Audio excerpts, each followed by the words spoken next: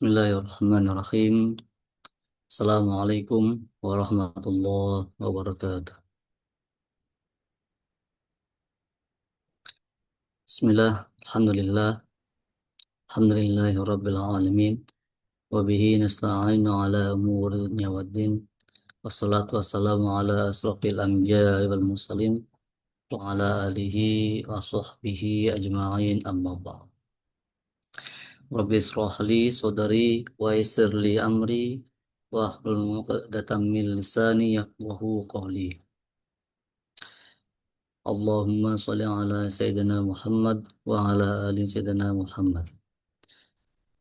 Bismillah, Alhamdulillah, marilah kita panjatkan puji syukur kehadirat Allah Subhanahu wa Ta'ala yang telah melimpahkan nikmatnya, karunia-Nya kepada kita sehingga kita masih diberikan kemudahan untuk beribadah, beramal soleh, dan menjalankan aktivitas sampai hari ini.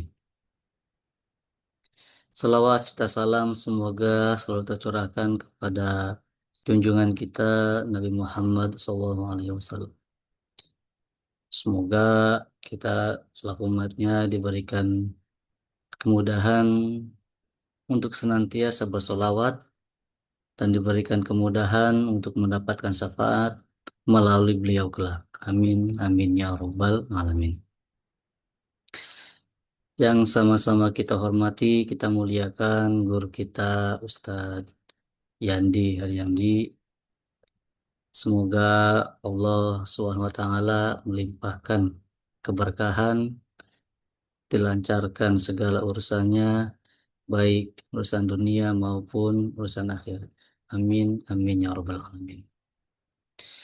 Baik Bapak Ibu yang dirahmati Allah Subhanahu wa Ta'ala, langsung saja kita buka kajian kita pada malam hari ini dengan bersama-sama membaca basmalah. Bismillahirrahmanirrahim. Baik, kepada guru kita Al-Ustadz Yandi untuk penyampaian materinya kami persilahkan.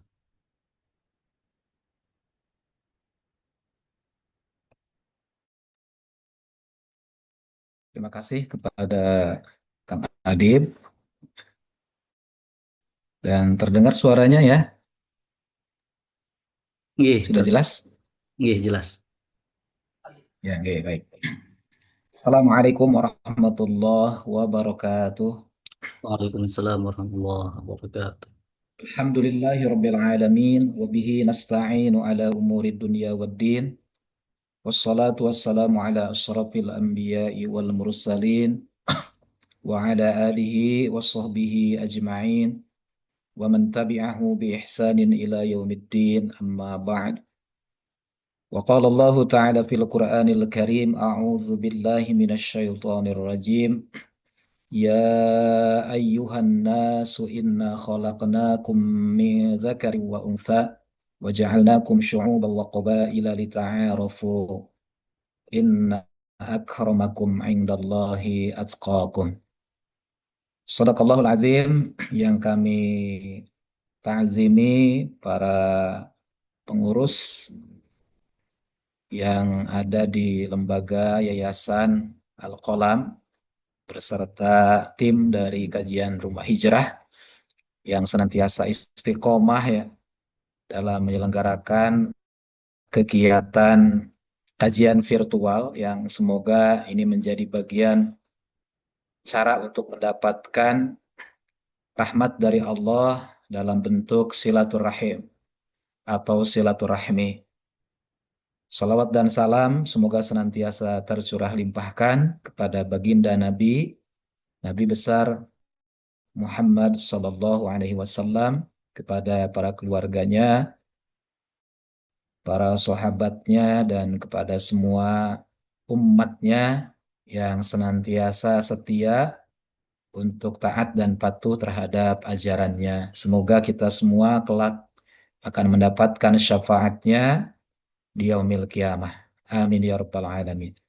Bapak dan Ibu yang saya hormati, khususnya yang ada di eh, media Zoom meeting ini, ya, bahwa tema yang akan kita diskusikan kembali, tema yang senantiasa aplikatif ya, yang memang ini menjadi bagian dalam kehidupan kita, betapa utama ataupun indahnya ketika kita mampu untuk hubungan kita dengan sesama, yang kemudian kita bisa katakan dengan silaturahim atau silaturahmi, dan kemudian dari bagian silaturahmi ini nanti kita akan mampu menjadikan magnet rezeki ya. Ini temanya cukup menarik ini ya. Jadi indahnya silaturahmi sebagai magnet rezeki dan keberkahan di dalam hidup kita. Nah, saya sudah menyiapkan bahan diskusinya. Izin untuk share screen dulu.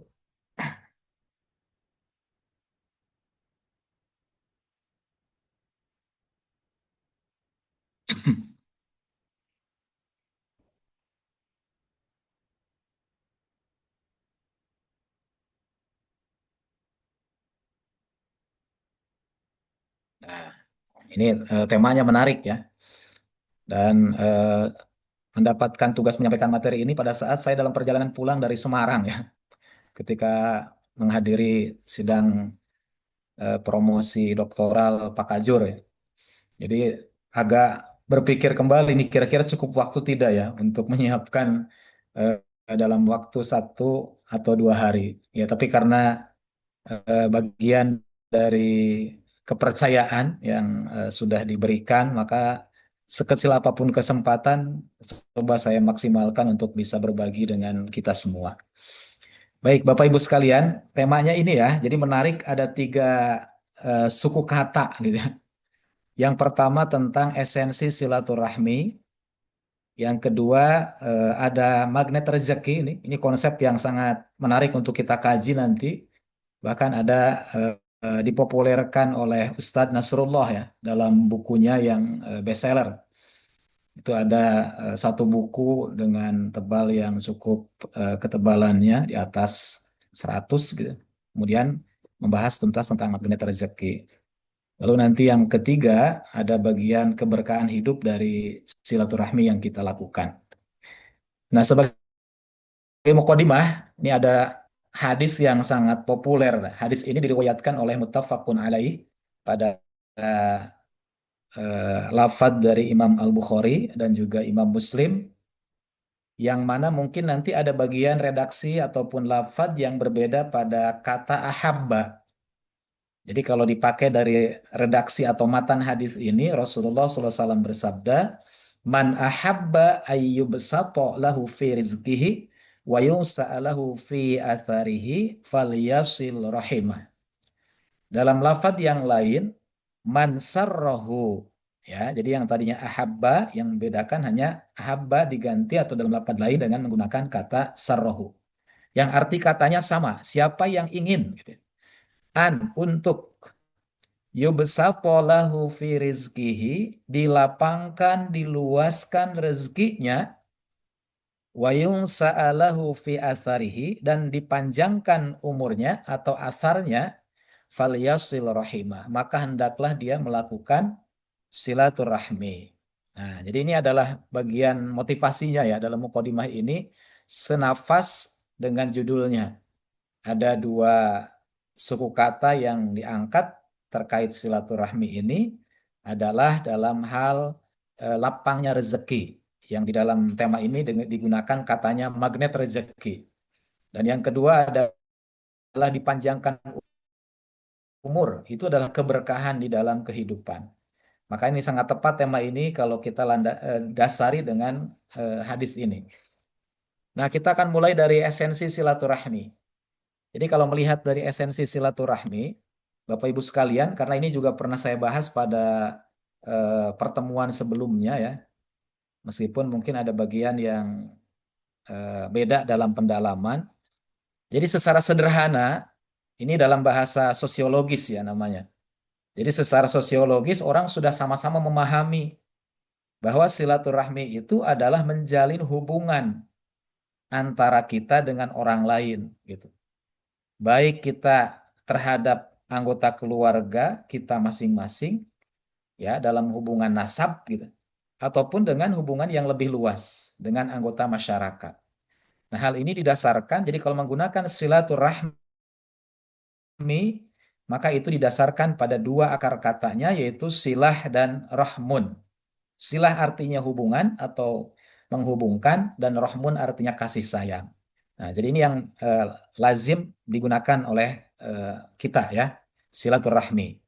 Ada pula yang mengartikan dan menggunakan katanya dengan silaturahim. Nah, jadi makanya dua kata ini kita harus tahu persamaan dan perbedaannya.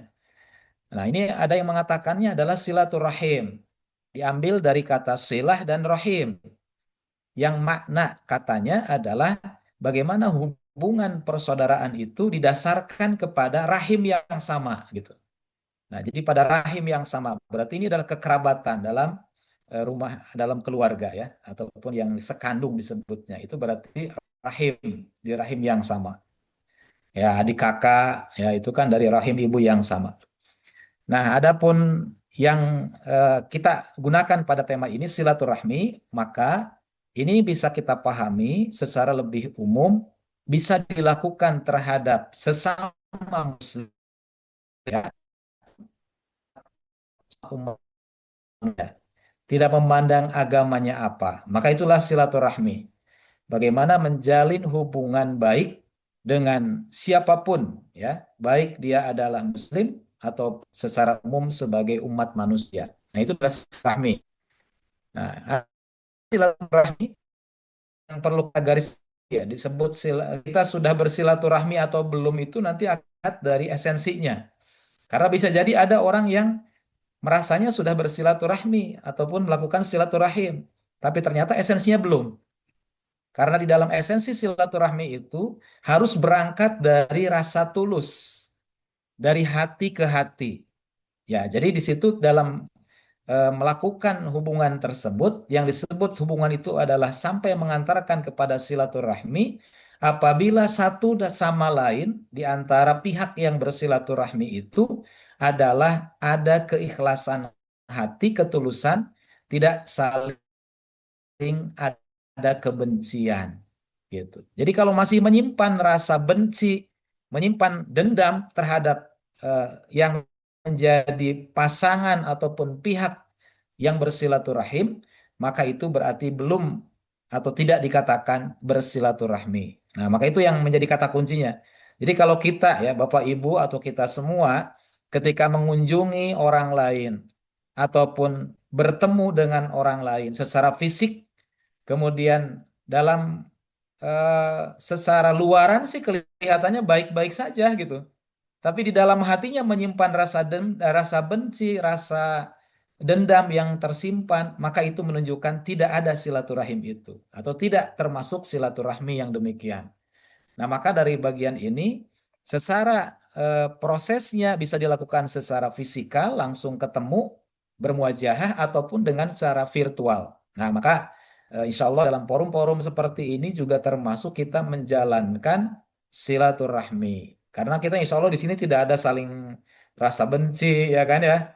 Dalam satu forum ini saya yakin antara saya dengan Mas Adib, dengan Bapak Ibu yang lain, jamaah yang lain, tidak ada sedikit pun rasa saling benci. Ya, ini menunjukkan berarti memenuhi syarat atau esensinya dari silaturahmi kita. Tapi kalaupun ada orang yang secara langsung bertemu, tetapi di situ hatinya masih belum ikhlas, masih menyimpan rasa benci terhadap sesamanya, maka tidaklah termasuk silaturahmi. Itulah gambaran dari esensi silaturahmi. Nah, dalam konteks yang lebih luas, bahwa silaturahmi ini adalah diwujudkan dalam bentuk menjaga dan merawat jejaring kemanusiaan. Ya, pokoknya di situ harus senantiasa mengedepankan sisi-sisi kemanusiaan. Maka tadi tidak dibatasi oleh agama, ya, tidak hanya sesama umat Islam, tapi kita meskipun bukan dengan umat Islam, hendaklah senantiasa menjalin atau merawat jejaring kemanusiaan. Itulah yang nanti dalam esensi silaturahmi itu terjadi yang namanya simbiosis mutualisme. Ada hubungan dua pihak yang saling menguntungkan. Ya, karena tadi ada kesepakatan ataupun ada kemaslahatan yang didapat oleh kedua pihak, ya, kedua belah pihak. Ya, yang disilaturahmi ataupun yang mensilaturahminya. Ya, yang dia duluan bersilaturahmi ataupun yang menerima silaturahmi dari orang lain. Nah, maka itu adalah dalam arti yang lebih luas. Nah, adapun aktivitasnya, nah, dalam melakukan silaturahmi itu wujudnya ada 4 aktivitas. Yang pertama ada ta'aruf, yang kedua ada tafahum, yang ketiga ada ta'awun, dan yang keempat ada takaful. Jadi kalau seandainya dalam pertemuan itu tidak sampai ke dalam 4 aktivitas ini, maka ini menjadi bagian yang belum sempurna dalam silaturahminya. Ketika ada seorang mubaligh dengan jamaahnya, ketika ada seorang guru dengan siswanya, ada dosen dengan mahasiswanya, pada saat komunikasinya terbatas oleh kelas dan waktu tertentu, maka berarti itu belum sampai tingkat aktivitas silaturahmi yang sesungguhnya. Jadi esensi silaturahmi yang sesungguhnya itu ada di situ saling memahami satu sama lain, bahkan ada ta'awun, ada saling menolong. Ya, jadi sehingga ketika ada di antara saudaranya yang sudah bersilaturahmi dengannya, karena paham betul kondisinya, maka ada aktivitas berikutnya yaitu memberikan pertolongan. Baik pertolongan yang sifatnya langsung ataupun minimalnya dengan doa gitu. Maka wajib bagi kita di antara yang sudah menjalin silaturahmi dengan kita untuk saling mendoakan. Itulah prinsip dari ta'awun. Bantu membantu. Kan bantu itu bisa dengan materi ataupun dengan non materi. Ya, kalau kita belum bisa membantu dengan materi, ya kita bisa membantu dengan non materi. Kita doakan. Ya, misalkan kita ketika mendapat kabar ataupun mendapat berita kondisi saudara kita yang ada di Palestina, misalkan, kita belum bisa membantu secara materi dengan ekonomi belum, dengan fisik juga belum memungkinkan. Nah, maka minimalnya gitu ya, yang kita bisa lakukan sebagai bagian silaturahmi kita adalah dengan kita doakan. Nah, ini pun sama nanti dalam hubungan-hubungan silaturahmi yang lain. Bahkan kalau memang tingkatan paling tinggi, ada yang namanya takaful. Jadi penjelasan singkatnya dari 4 hal ini adalah demikian. Ta'aruf adalah saling mengenal satu dengan lainnya, saling menukar ide atau gagasan, dan saling belajar nanti di situ. Dan saling mengisi kekurangan yang ada pada teman silaturahminya. Adapun tafahum adalah memahami satu sama lain tentang kelebihan dan kekurangannya. Yang punya kekurangan, maka teman yang sudah bersilaturahmi ini hendaklah mampu untuk menutupi kekurangan dari temannya, gitu ya. Jadi itulah silaturahmi yang esensinya, gitu ya. Jadi bukan hanya mau tahu temannya punya masalah dibiarkan, nah itu berarti belum mencapai tingkat esensi dari silaturahmi. Nah, itulah yang nanti dalam bahasa Al-Quran, di dalam surah Al-Hujurat ayat ke-13 tadi dalam mukadimah saya sampaikan, ya ayyuhan nas, wahai sekalian manusia. Nah, ini berarti menunjukkan kepada kita silaturahmi itu untuk semua manusia. Tidak dibatasi hanya untuk orang yang beriman. Inna khalaqnakum min dzakarin wa untha. Sesungguhnya kami telah menciptakan kalian manusia dari jenis wanita dan juga dari jenis laki-laki. Atau dari jenis laki-laki min dzakarin wa untha. Dan dari jenis perempuan. Wa ja'alnakum syu'uban wa qabailan. Dan kami telah jadikan kalian itu berbangsa-bangsa dan bersuku-suku. Ya, kita merasakan betul ya, ada batas tingkatan tertentu dari mulai suku bangsa, negara, dan seterusnya. Ya, lita'arufu, untuk saling kenal satu dengan yang lain. Nah, kenal yang dimaksud itu adalah kita punya, katakanlah, proses yang menjadi tahapan pertama untuk bisa menjalin silaturahmi. Kemudian ada ta'awun, dalam Al-Quran juga disebutkan tentang ta'awun di surah Al-Maidah ayat yang kedua. Wa ta'awanu 'alal birri wat taqwa wa la ta'awanu 'alal itsmi wal 'udwan. Dan bertolong menolonglah kalian di dalam 2 hal, yaitu dalam kebajikan dan dalam takwa. Dan janganlah tolong menolong di dalam perbuatan dosa dan permusuhan. Nah, berarti di sini juga menunjukkan makna umum, tidak hanya dengan sesama muslim gitu. Kita harus tolong-menolong itu dengan setiap umat manusia. Ketika ada orang yang membutuhkan pertolongan, jangan ditanya agamanya apa, lihat KTP-nya apa, kan gitu. Ya, misalkan ada contoh dalam perjalanan, ada orang yang mengalami musibah kecelakaan di perjalanan. Nah, maka pertolongan itu harus diberikan oleh kita yang mampu memberikan pertolongan. Tidak perlu menanyakan agama dulu, kan gitu. Ya, tidak perlu membuka KTP-nya dulu. Kalau memang segera untuk ditolong, ya tolong. Itulah yang disebut dengan ta'awun itu tidak dibatasi oleh lingkup khusus dalam keagamaan. Nah, jadi itu makna esensi dari silaturahmi. Baik, sekarang magnet rezeki nih ya. Nah, ada magnet rezeki itu apa gitu. Nah, ini konsep yang ditawarkan oleh Rasulullah, jadi salah satu rujukan yang saya jadikan referensinya, bahwa magnet rezeki itu konsep dasarnya adalah satu, sama, dan terhubung. Nah, gitu. Nanti maknanya itu ada di bagian berikutnya nih, yaitu satu, sama, dan terhubung. Artinya kita ya dengan yang lain itu sebagai satu bagian yang kondisi ataupun namanya sama sebagai makhluk yang diciptakan Allah. Kita adalah satu makhluk, satu penciptanya, kan gitu. Kan kita dengan yang lain sama. Yang menciptakannya adalah sama. Maka itulah satu bagian yang tidak ada perbedaan dengan lainnya. Maka satu sama dan terhubung. Nah, terhubung itu nanti apapun yang diperbuat oleh kita itu akan berhubungan dengan orang lain. Ada dampak terhadap orang lain. Ya, contoh kalau kita misalkan melakukan kebaikan, maka kebaikan itu akan dampak kepada orang lain. Begitupun sebaliknya, melakukan perbuatan yang tidak positif, maka itu pun akan berdampak terhadap orang lain. Ya, misalkan mohon maaf ya, ada seorang yang merokok. Ya, ini kan contoh-contoh orang itu kan kalau merokok secara dampaknya kelihatannya untuk pribadi aja kan gitu. Ada dampak positifnya mungkin bagi yang bersangkutan ataupun negatifnya, tapi dia juga tidak eh, mungkin bahasanya harus paham betul bahwa ada dampak terhadap orang lain. Maka itu juga harus menjadi bagian yang tidak terpisahkan. Itu yang dipahami dengan satu, sama, dan terhubung. Apa itu magnet rezeki? Nah, dalam konsep yang lebih khusus, magnet rezeki itu adalah ketika kita duduk diam saja, rezeki itu akan datang. Apalagi kalau kita melakukan sesuatu. Ya, jadi kalau manusia itu kalaupun hanya duduk diam, itu rezeki itu sudah Allah berikan, ada akan datang. Apalagi kalau kita mengerjakan atau melakukan sesuatu. Nah, ini adalah yang disebut magnet rezeki. Jadi hal ini didasarkannya kepada keyakinan bahwa Allah lah yang memberikan rezeki kepada mereka yang percaya dan mereka yang berusaha untuk meraih ridho Allah Subhanahu wa taala. Itulah magnet rezeki.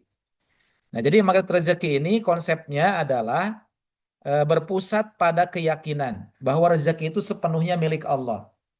Jadi rezeki itu sepenuhnya milik Allah. Kan dalam bahasa Al-Qur'annya lillahi ma fis samawati wa ma fil ard. Ya, jadi bagi Allah lah, milik Allah lah segala yang ada pada langit ataupun yang ada pada bumi. Ya, jadi itu adalah bagian dari rezeki, itu kan semua yang ada pada langit dan bumi itu adalah semuanya milik milik Allah. Nah, jadi sepenuhnya milik Allah. Nah, semua yang ada pada sisi Allah yang dinamakan dengan rezeki ini bisa ditarik. Itu yang disebut magnet kan ada gaya tarik ya. Bisa ditarik melalui ketaatan dan amal soleh kita.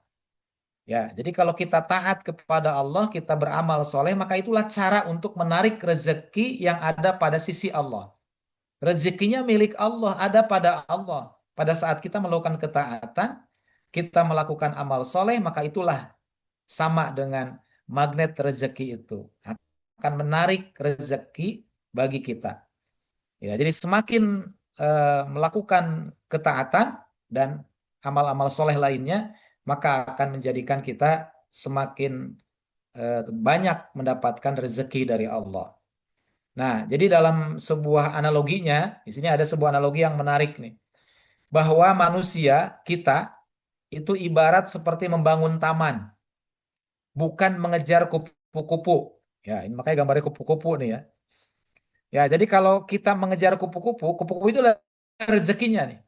Kalau kita kejar kupu-kupu, Kan kupu-kupu kalau dikejar itu malah makin jauh ya, ataupun tidak mudah untuk dikejar. Tapi ketika kita bangun taman, kupu-kupu tuh datang sendiri gitu. Kita bangun tamannya, kita tanam katakanlah bunga-bunga, itu kupu-kupu akan datang mendatangi tamannya kita gitu. Itulah analogi tentang magnet rezeki. Jadi yang kita lakukan itu adalah membangun tamannya gitu, bukan mengejar kupu-kupunya gitu. Jadi dengan membangun taman, maka kupu-kupu itu akan datang dengan sendirinya. Itulah gambaran magnet rezeki. Jadi yang kita lakukan adalah membangun tamannya. Nah, itu analogi yang pertama. Ada analogi yang kedua nih. Ini ada tiga hal untuk membangun taman. Bagaimana cara membangun taman itu? Ya, ini kan analogi ya, bukan taman yang sebenarnya ya.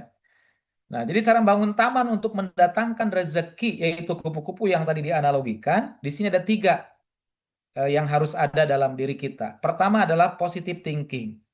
Nah, ini harus ada berpikir positif dulu, bahwa setiap kejadian adalah takdir yang terbaik dari Allah. Nah, jadi ini keyakinan ini harus harus kuat gitu. Bahwa yang ada pada kita yang terjadi adalah semua takdir yang terbaik dari Allah. Yang kedua adalah positive feeling. Ya, jadi perasaan yang positif. Sehingga yang ada adalah ketenangan jiwa. Karena kita perasaannya adalah selalu positif. Itulah positive feeling. Jadi kita mendapatkan ketenangan jiwa. Dan kalau ada ketenangan dalam batin kita, pastilah kita akan mengerjakan sesuatu dengan lebih baik. Ya, kalau orang itu tidak tenang kan pasti akan kerjanya tidak baik ya kalau tidak tenang itu. Misalkan kita eh, menjalankan kendaraan dengan cara tidak tenang, itu pasti sudah tidak bagus itu ketika berkendara ataupun aktivitas lain. Itulah positive feeling, ketenangan jiwa. Dan yang ketiga adalah positive motivation, motivasi yang baik. Bahwa yang kita lakukan apapun dalam silaturahmi kita adalah dalam rangka membahagiakan orang lain dengan semata-mata mencari ridho Allah. Jadi nanti ya apapun yang dibalas oleh orang lain tidak akan mempengaruhi silaturahmi dia. Dia akan tetap melakukan silaturahmi dengan siapapun karena motivasinya adalah semata-mata mendapatkan ridho Allah. Ya, gitu itu ini adalah tiga hal yang harus ada dalam diri kita dalam rangka membangun taman untuk menjadi magnet rezeki kita. Nah, adapun lima kunci utama magnet rezeki itu adalah salah satunya yaitu silaturahmi. Yang pertama adalah takwa. Ya, jelas itu dalam surat At-Tolak ayat 2 sampai 3, "Wa may yattaqillah yaj'al lahu makhraja wa yarzuqhu min haitsu la yahtasib." Dan akan mendapatkan datangnya rezeki, mengundang rezeki dari arah mana yang tidak disangka. Yang kedua adalah dengan beristighfar. Dalam surah Nuh ayat ke-10 sampai 12. Ketika kita beristighfar, maka Allah akan turunkan hujan yang lebat dari langit. Kemudian dengan hujan yang lebat itu akan menjadikan menyuburkan ya tanah dan kemudian bisa menambah harta. Itu adalah manfaat magnet rezeki dengan cara beristighfar. Yang ketiga dengan bersedekah. Dalam surah Taubah 103, "Khudz min amwalihim shadaqatan tutahhiruhum wa tuzakkihim biha." Nah, itu adalah wa tuzakkihim biha, menjadikan tumbuh ya. Dari sedekah itu hartanya akan tumbuh dan berkembang. Yang keempat silaturahmi. Ya tadi di dalam hadis yang di awal sampaikan, dalam hadis Anas radhiyallahu dari sahabat Anas radhiyallahu an disebutkan. Kemudian yang terakhir adalah tawakal. Nah, maka di antara lima kunci utama ini yang menjadi fokus kita pada bagian ini adalah silaturahmi bisa menjadikan kunci utama sebagai magnet yang bisa mendatangkan rezeki dari Allah. Nah, ini analogi yang pertama tadi taman ya. Nah, sekarang ada analogi yang kedua bahwa magnet rezeki itu dianalogikan sebagaimana air hujan. Ya. Jadi ketika air hujan itu turun dari langit dengan sangat lebat, sebagaimana tadi dalam surah Nuh ayat 10 sampai dengan 12, maka ada orang yang menghalangi hujan itu dengan perisai, dengan penghalang. Ada bentuknya payung, bentuknya jas hujan, bahkan mungkin bentuknya adalah berteduh di tempat yang teduh. Ya, mungkin pernah kalau kita lagi motoran gitu kan, ada hujan kan kita suka melipir dulu tuh untuk berteduh. Sehingga hujan lebat itu tidak kita rasakan gitu. Yang kita rasakan cuma cipratan airnya aja kan gitu. Nah, ini menunjukkan bahwa di dalam kehidupan manusia juga begitu. Rezeki Allah itu lebat itu turunnya. Tapi ada di antara orang yang menghalanginya. Nah, perisai inilah bentuknya adalah dosa yang dilakukan. Jadi yang bisa menjadi penghalang magnet rezeki dari Allah itu adalah dengan dosa manusia itu sendiri. Bahwa dosa bisa menjadi penghalang. Dalam surah Nuh ayat 10 disebutkan faqultus taghfiru rabbakum innahu kana ghaffara. Maka aku katakan istaghfiru, mohon ampunlah kepada kalian, rabbakum, kepada Tuhanmu. Nah, jadi ini adalah bentuk cara untuk mendapatkan magnet rezeki itu dengan memohon ampun kepada Allah. Ya, tentu dari dosa ya. Innahu kana ghaffara. Sesungguhnya Allah itu adalah Maha Pengampun. Yursilis samaa'a 'alaikum midrara. Maka Allah akan menurunkan dari langit kepadamu midrara, hujan yang lebat. Nah itu. Jadi hujan yang lebat itu adalah sebagai magnet rezekinya. Wa yumdidkum bi amwal, dan akan menambah harta-harta. Nah, ini kan berarti kan memanjangkan harta. Nah, berarti dengan cara itu akan menjadikan magnet rezeki. Nah, ini adalah gambaran dari analogi yang kedua tentang magnet rezeki itu diibaratkan air hujan yang sangat lebat yang Allah turunkan, tapi ada di antara manusia yang dari itu bukan magnet rezeki. Dan yang terakhir di bagian ketiga ini adalah tentang keberkahan hidup. Bahwa dengan silaturahmi itu akan menjadikan berkah dalam kehidupan kita. Nah, seperti apa konsepnya dalam hubungan silaturahmi dengan keberkahan hidup? Maka di sini ada dalam sebuah ayat yang sangat menjadi inspirasi buat kita. Walau anna ahlal qura amanu wattaqau. Dan sekiranya penduduk negeri ya ataupun kampung yang ada kita tempati, kita sebagai bagian penduduknya, amanu, mereka beriman, wattaqau, dan mereka bertakwa. Ini berarti kan ada proses yang harus ada silaturahmi di kampung itu yang mengantarkan kepada keimanan dan ketakwaan. Tidak boleh ada yang sifatnya acuh tak acuh. Ya yang penting saya sudah soleh sendiri, lingkungan saya mau bagaimana terserah, gitu kan ya. Nah maka ini tidak akan ada dalam bahasa silaturahmi itu, maka menunjukkan ada di situ yang menjadikan tidak terjalinnya silaturahmi. Nah, kalau itu sudah ada dengan silaturahmi yang meningkatkan keimanan dan ketakwaan kepada Allah, la fatahna alaihim, maka benar-benar pasti akan kami bukakan kepada mereka barokah, berkah-berkahnya. Nah, inilah keberkahan dalam hidup kita itu ternyata dilalui dengan jalan kita beriman dan bertakwa. Dan ini adalah konsep jama'i, beriman dan bertakwa itu. Bagaimana bisa secara jama'i beriman dan bertakwa, maka disitulah silaturahmi itu. Ya, jadi harus saling bagaimana bisa mengisi, bisa mengingatkan, bisa menyadarkan satu dengan lain. Nah, adapun keberkahan menurut pengertian yang sangat umum bisa diambil dari Imam Ghazali bahwa berkah itu adalah ziyadatul khair, bertambahnya kebaikan. Ya, jadi apapun yang datang dari Allah kepada kita berupa nikmat dan karunia-Nya, selama mendatangkan kebaikan maka itulah berarti berkah namanya. Tapi sebaliknya, kita mendapatkan karunia Allah tidak menjadikan kebaikan pada kehidupan kita, berarti hakikatnya tidak ada keberkahan. Ya, kita misalkan rezeki yang kita terima berupa makanan. Dengan makanan itu malah yang ada bukannya tambah giat ibadah gitu, tapi malah malas beribadah. Nah, ini berarti makanan yang dia dapatkan tidak ada keberkahan. Gitu. Itu contoh bahwa keberkahan itu berbanding lurus dengan bertambah kebaikan. Maka ciri-ciri keberkahan di sini ada 4 yang jadi penutup bagian materi ini. Yang pertama, orang itu merasakan atau mendapatkan keberkahan dalam hidup adalah manakala dia merasa nikmat di dalam beribadah dan beramal soleh. Nah, jadi kalau ada orang dalam ibadahnya merasa berat, merasa terpaksa, ini berarti belum ada keberkahan dalam hidup. Jadi kalau orang itu sudah berkah hidupnya, dia akan nikmat dalam beribadah, dia akan nikmat dalam beramal. Gitu. Ini adalah ciri yang pertama ya. Ciri yang pertama, orang yang berkah itu yashrah sadrohu lil Islam.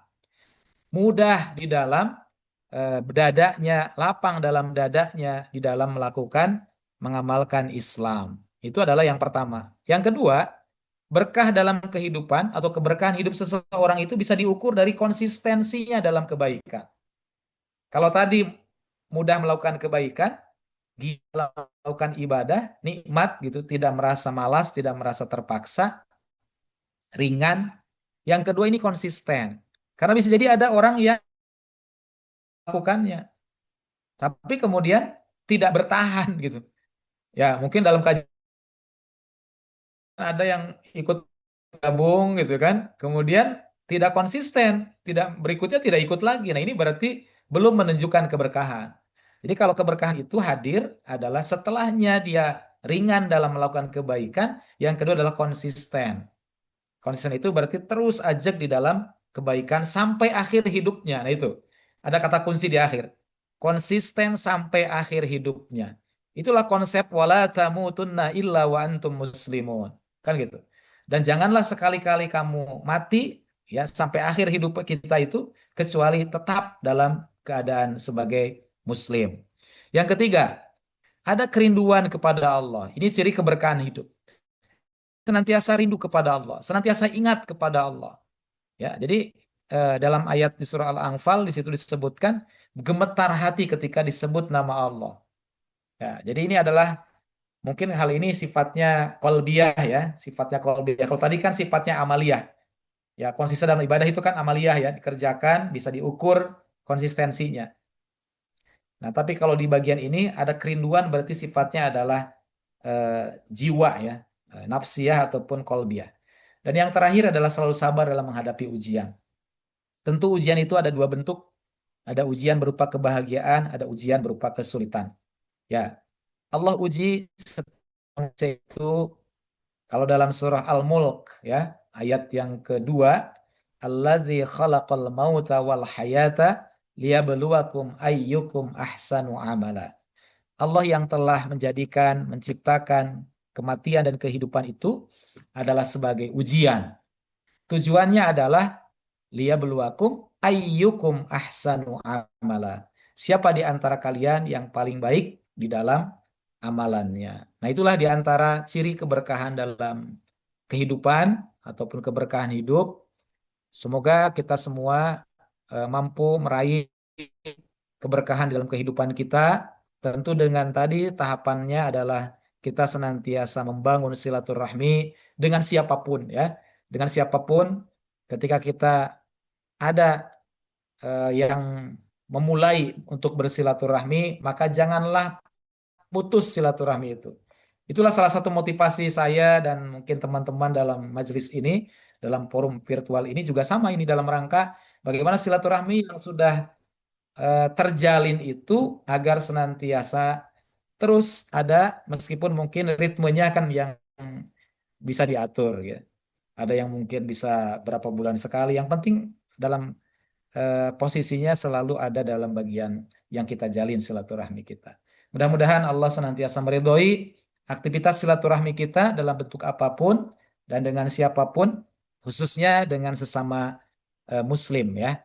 Atau lebih khusus lagi adalah Muslim yang punya hubungan keluarga. Gitu, itu lebih khusus lagi. Maka nanti padilahnya kalau sesama muslim berarti hanya satu bagian, tapi kalau muslim dan keluarga berarti ada dua di situ. Yang pertama silaturahmi dengan sebab hubungan kerabat ataupun keluarga, dan yang kedua adalah dengan sebab muslim. Sesama muslim adalah juga termasuk dalam bersaudara. Demikian, mudah-mudahan bisa mengantarkan kepada kajian diskusi kita. Ada sekitar 10 menit kalau melihat jadwal normal ya. Karena tadi mulai jam 8 lebih 8 ya kalau tidak salah. Maka kita bisa nanti sesuaikan dengan kebutuhan ataupun mungkin forum yang ada pada kesempatan ini. Saya kembalikan nanti kepada moderator. Terima kasih dan mohon maaf. Barangkali ada hal-hal yang kurang berkenan. Assalamualaikum fathun qarib. Assalamualaikum warahmatullahi wabarakatuh. Waalaikumsalam warahmatullahi wabarakatuh. Alhamdulillah, syukron kasiron atas ilmu yang telah disampaikan. Baik, Bapak Ibu, kita lanjut ke sesi diskusi dan tanya jawab. Seperti biasa, jika ada yang disampaikan, boleh tuliskan di kolom chat Zoom atau bisa menyampaikan langsung dengan mengaktifkan mikrofonnya. Mangga, Bapak Ibu.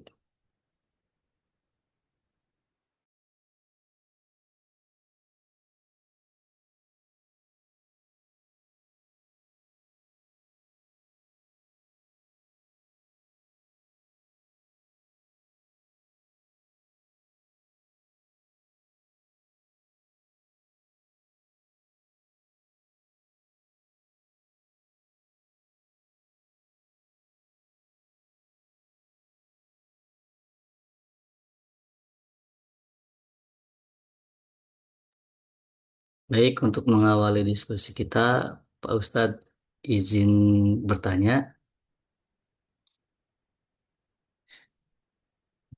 mungkin salah satu yang membuat silaturahmi itu sedikit retak ya Pak Ustadz, sedikit renggang itu karena hutang Pak Ustadz. Nah, terkait itu mungkin bagaimana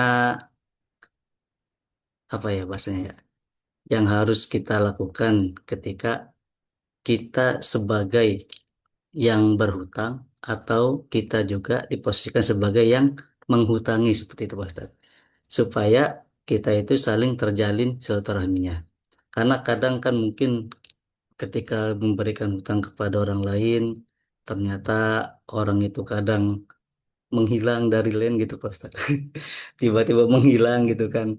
Nah, ketika dihubungin, susah dihubungin atau mungkin tiba-tiba nongol lagi, minta lagi atau gimana seperti itu. Kan kita mungkin nggak tahu juga posisi mereka seperti apa seperti itu. Nah, kira-kira supaya silaturahmi itu tetap terjalin, nah seperti apa gitu Pak Ustaz. Kemudian saya pernah dengar, pernah lihat postingan di media sosial, Pak Ustadz. Ada yang menyampaikan bahwa ketika kita memberikan hutang kepada orang lain, itu kita seperti bersedekah banyaknya kita berhutang. Nah, apakah itu benar, Pak Ustadz? Baik, mungkin cukup dari saya. Terima kasih. Baik, terima kasih Kang Adib nih yang bisa mengawali mungkin ya sambil nunggu teman-teman yang lain yang memang mau menyampaikan ataupun sharing, baik itu sifatnya adalah berupa tanggapan ataupun pemaparan dan juga bisa pertanyaan. Pertanyaan yang sangat bagus ini ya, bahwa benar tadi yang disampaikan, ada beberapa faktor yang bisa menjadikan pemutus silaturahmi. Ya, salah satunya ya, itu salah satunya adalah hutang piutang. Yang lainnya adalah mungkin ada hubungan-hubungan eh, percintaan juga itu bisa itu ya. Contoh ada seorang suami istri yang kemudian karena masalah dalam keluarganya terjadi perceraian, itu pun bisa menjadi pemutus silaturahmi. Maksudnya masih banyak faktor-faktor lain ya. Nah, di antara tadi yang ditanyakan atau yang disampaikan adalah bahwa hutang piutang itu bisa menjadi jalan renggang ataupun bahkan putusnya silaturahmi. Nah, sekarang bagaimana supaya itu tidak terjadi? Memang kalau bicara hutang piutang, konsep awalnya adalah muamalah dalam rangka tolong menolong. Ya, ini konsep awalnya ya. Dalam hutang piutang itu hukumnya adalah mubah. Ya, boleh. Ya, dasarnya apa? Dasarnya adalah ta'awun. Ya, dari dasar Al-Qur'annya, dasar hukumnya adalah ta'awun, konsep ta'awun. Dan tolong menolonglah di dalam dua perkara, yaitu kebajikan, kebaikan, dan ketakwaan. Nah, seseorang yang berhutang, ya dengan kalau ini hutangnya benar-benar niat bayar ya, artinya bukan bukan ada kesengajaan untuk tidak membayar gitu. Maka sebetulnya kalau secara konsep muamalah itu sah, ya tidak ada masalah gitu artinya. Ya tadi konsepnya konsep ta'awun.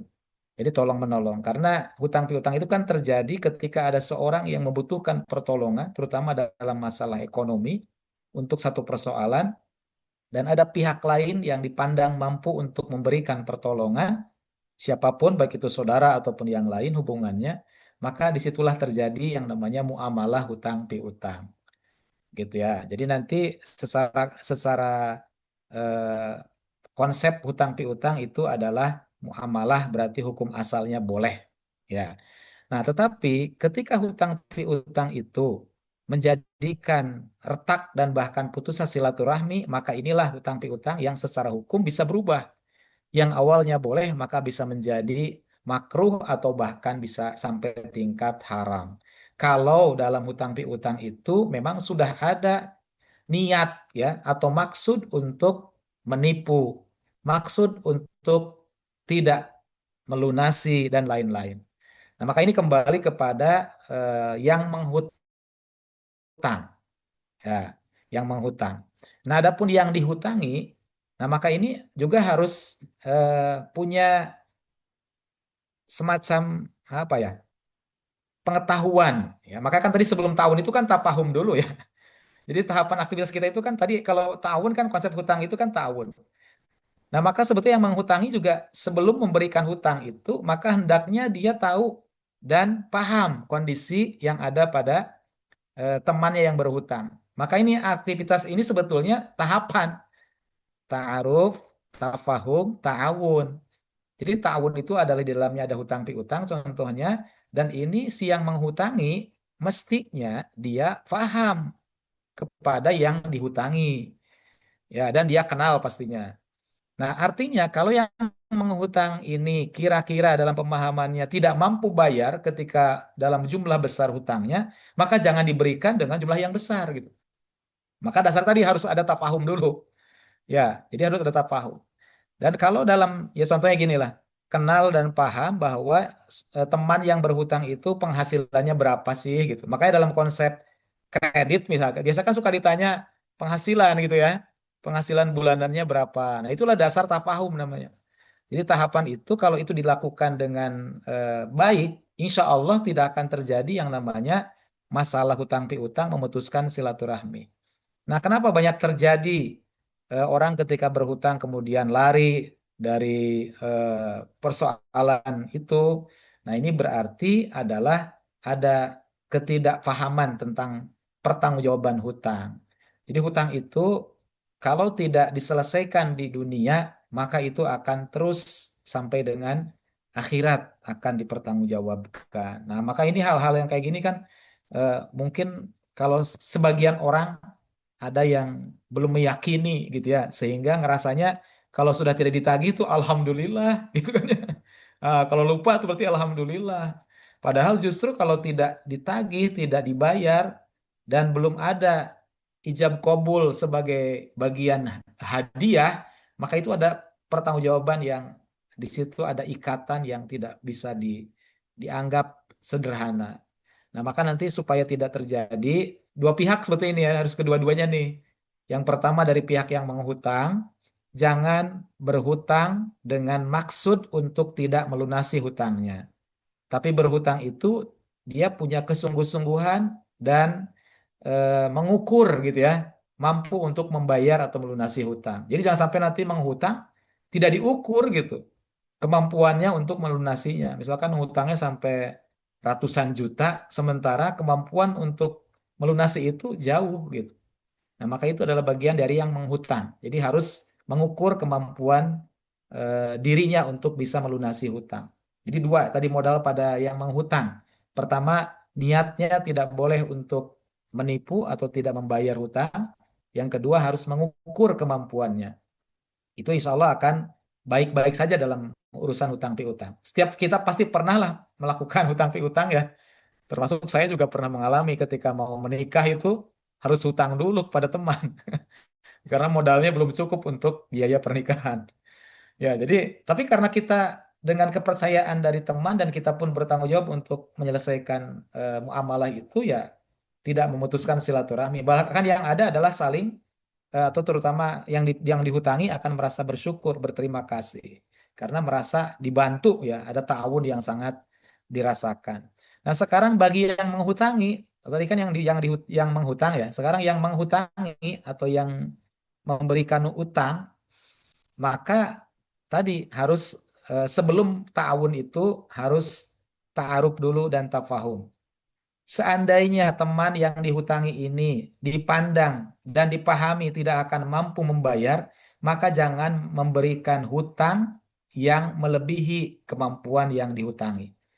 Ya, jadi harus mengukur. Seandainya temannya tidak mampu membayar, maka sedekahkanlah.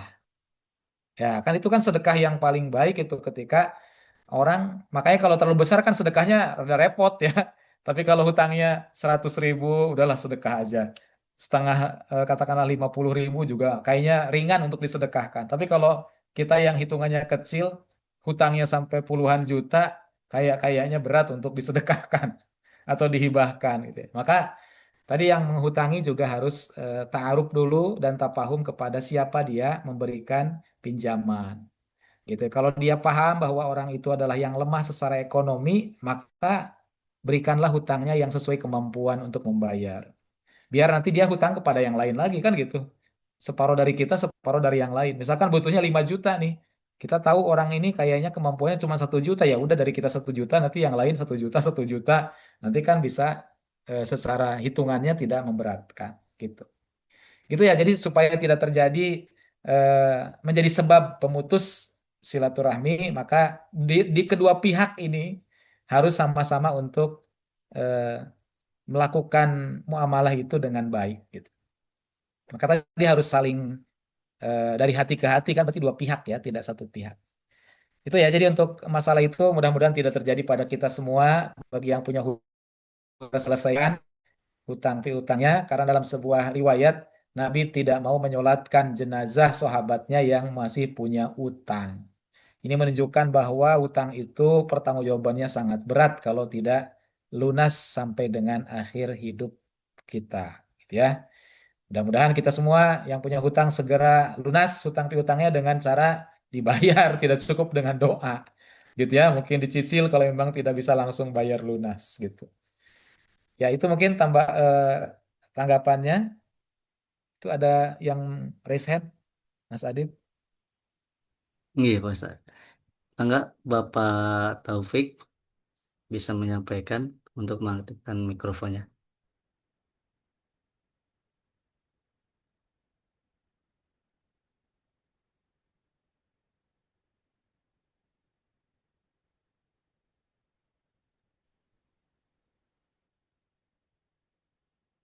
Assalamualaikum Pak Taufik. Taufik Rahman.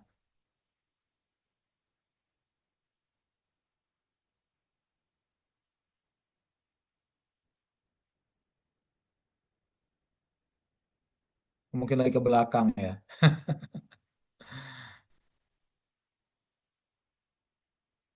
Masalahnya belum on cam jadi nggak kelihatan ya ada di layar atau lagi jauh dari layar gitu. Iya, Pak Ustaz. Iya. Enggak, Bapak Taufik, barangkali ada yang disampaikan, boleh mengaktifkan mikrofonnya terlebih dahulu.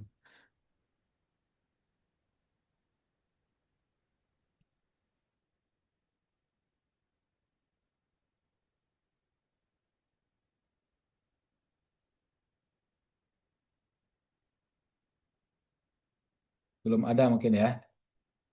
Dari teman yang lain barangkali. Biasanya suka ada yang lewat chat ya. Ini chatnya masih kosong.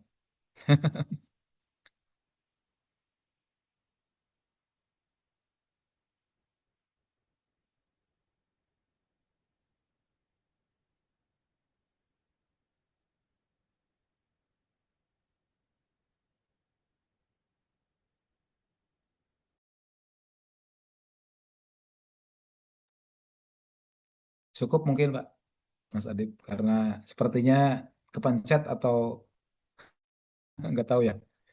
Iya, Pak Ustaz. Iya. Bismillah. Alhamdulillah, mungkin kita cukupkan untuk kajian kita pada malam hari ini.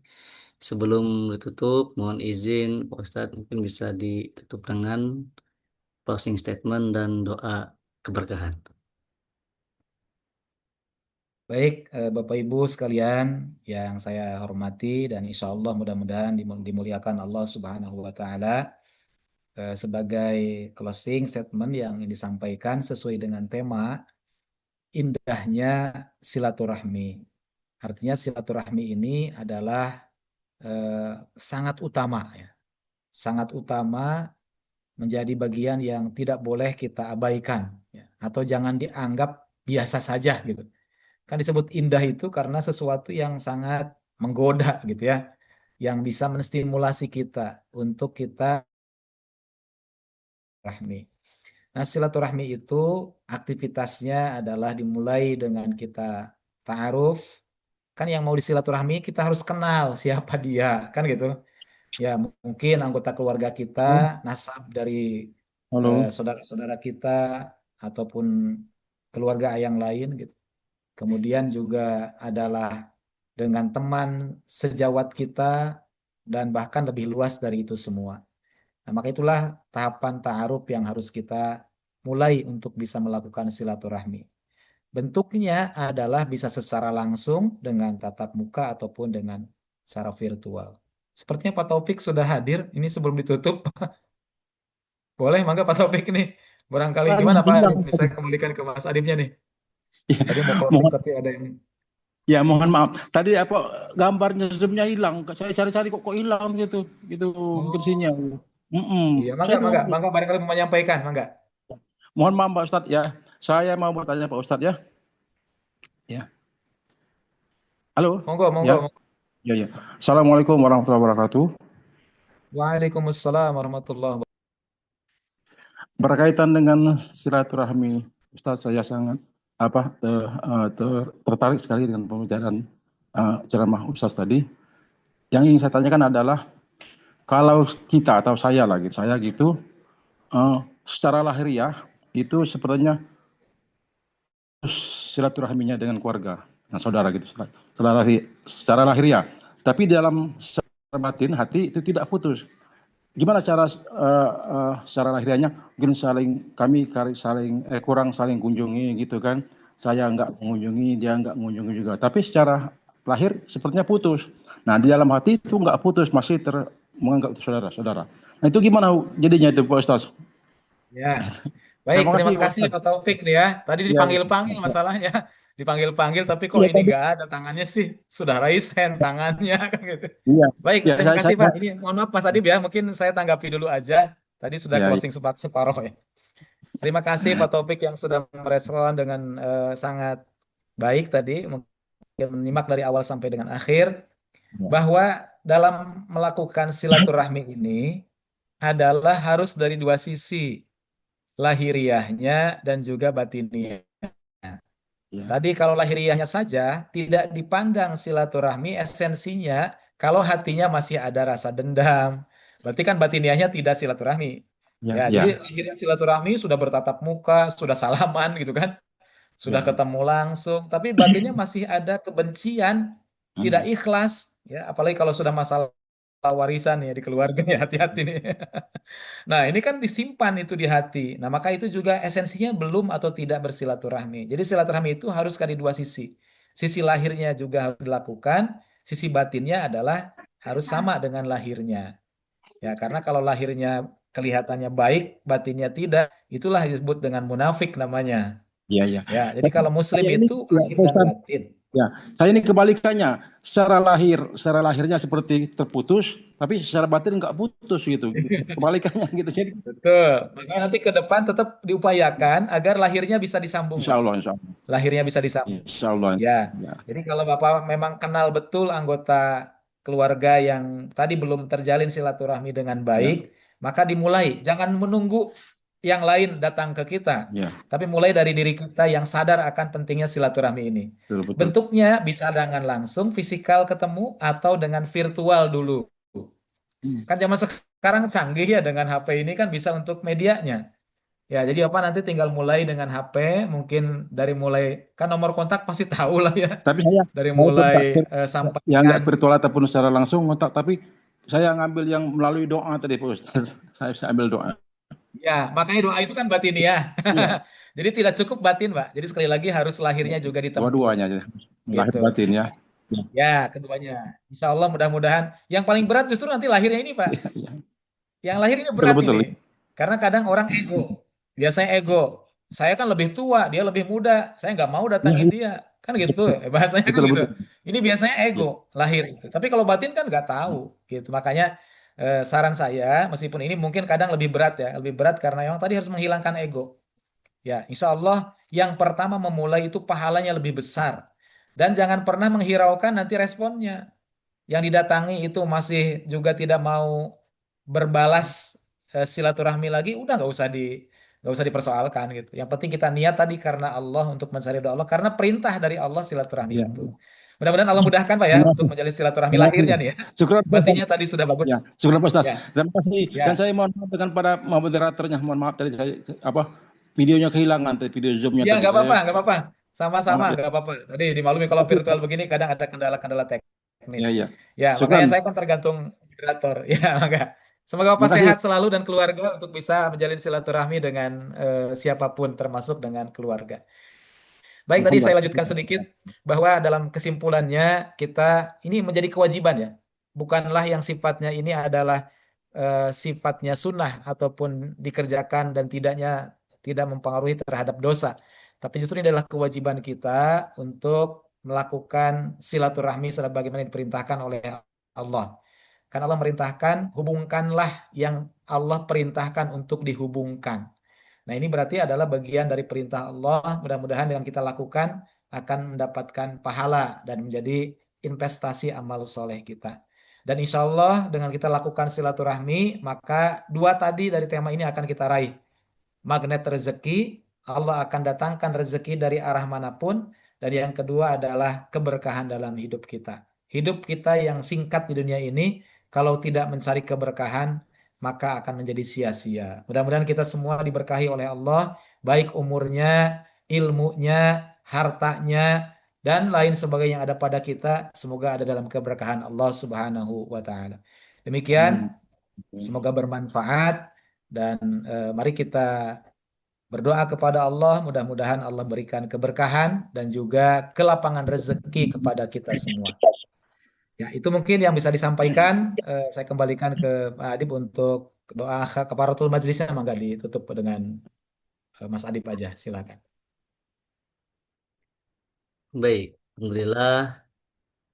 Syukron, katsiron, jazakumullah khair atas ilmu yang telah disampaikan. Semoga ilmu-ilmu yang telah disampaikan dapat dengan mudah kita amalkan dalam kehidupan sehari-hari. Amin, amin ya rabbal alamin. Semoga ilmu-ilmu yang diamalkan juga dapat memberikan keberkahan kepada kita, entah itu baik itu di dunia maupun di akhirat. Amin ya rabbal alamin. Baik, Bapak Ibu, alhamdulillah kita sudah ada di ujung kajian kita pada malam hari ini. Kita tutup bersama-sama kajian kita dengan membaca hamdalah dan doa kafaratul majelis. Alhamdulillahirabbil alamin. Subhanakallahumma bihamdik. Alhamdulillahirabbil La alamin. ilaha illa anta Subhanakallahumma wa bihamdika asyhadu astaghfiruka an la wa ilaha atubu. illa anta astaghfiruka wa atubu ilaik. Alhamdulillah, terima kasih Pak Ustadz, terima kasih Bapak Ibu yang sudah senantiasa istiqomah hadir dalam majelis ilmu yang insya Allah berkah ini. Barangkali ada yang ingin request gitu ya, tema kajian berikutnya boleh dikabarkan, boleh disampaikan ke grup atau bisa juga japri ke CS kami seperti itu, ke admin boleh. Nanti insya Allah nanti bisa kita jadwalkan untuk tema berikutnya seperti itu. Baik, terima kasih. Mohon maaf bila ada kesalahan. Sampai berjumpa di kajian berikutnya. Kami akhiri. Assalamualaikum warahmatullahi wabarakatuh. Waalaikumsalam warahmatullahi wabarakatuh. Terima kasih Mas Adib dan Bapak Ibu yang lain. Sampai jumpa insya Allah pada waktu yang berikutnya. Izin.